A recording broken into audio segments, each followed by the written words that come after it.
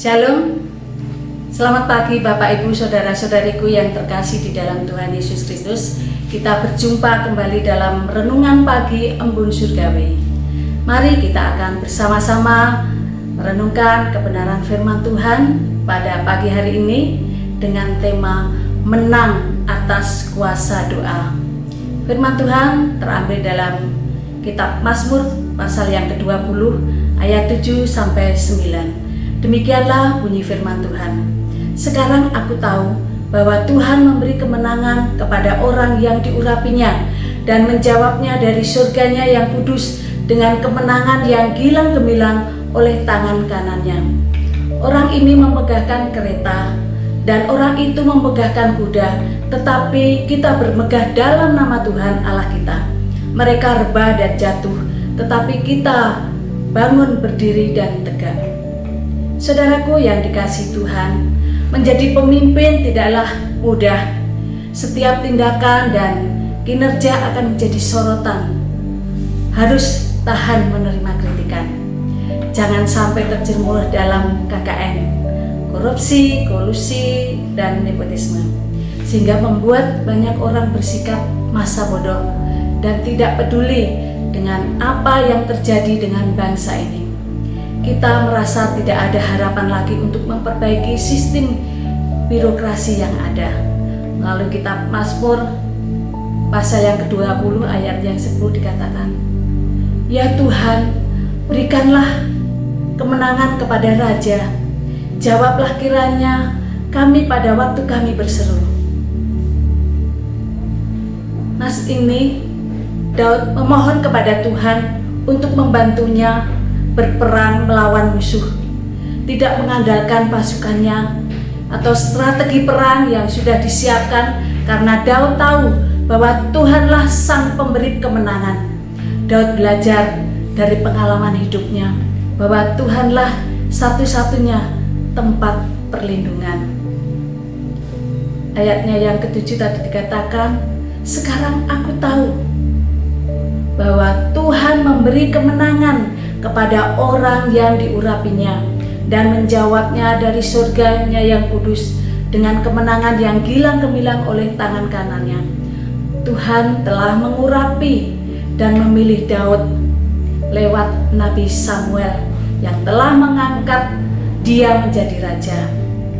Tuhan juga yang telah membuatnya menang melawan orang Filistin, juga menyelamatkan dari tangan Saul yang akan membunuhnya. Karena itu, Daud sadar bahwa tanpa campur tangan Tuhan, dirinya bukanlah siapa-siapa. Dan teladan Daud diikuti oleh rakyatnya, yaitu dengan berdoa agar Tuhan memberi kemenangan kepada raja. Menang atas kuasa doa. Ayat 8 dikatakan, orang ini memegahkan kereta, orang itu memegahkan kuda, tetapi kita, anak-anak Tuhan, bermegah dalam nama Tuhan Allah kita. Allah kita yang dahsyat, Allah kita yang luar biasa. Alkitab mengajarkan agar kita mendoakan para pemimpin kita, para hamba Tuhan. Bahkan Rasul Paulus pun memohonkan jemaat untuk mendoakannya. 2 Tesalonika 3 ayatnya yang pertama mengatakan, "Berdoalah untuk kami, supaya Allah membuka pintu untuk pemberitaan kami, sehingga kami dapat berbicara tentang rahasia Kristus." Inilah saatnya, saudaraku yang dikasihi kita harus banyak berdoa. Karena hanya dengan berdoa akan menghasilkan kemenangan, sehingga mereka rebah dan jatuh. Tetapi orang yang tekun berdoa akan bangun berdiri dan tetap tegak. Marilah saudaraku yang dikasihi Tuhan, kita harus tekun berdoa, karena doa merupakan nafas kehidupan kita. Sama seperti tubuh jasmani kita ini, kita akan mati bila berhenti bernapas. demikian pula rohani kita akan mati tanpa adanya doa. Tuhan Yesus memberikan teladan di dalam berdoa.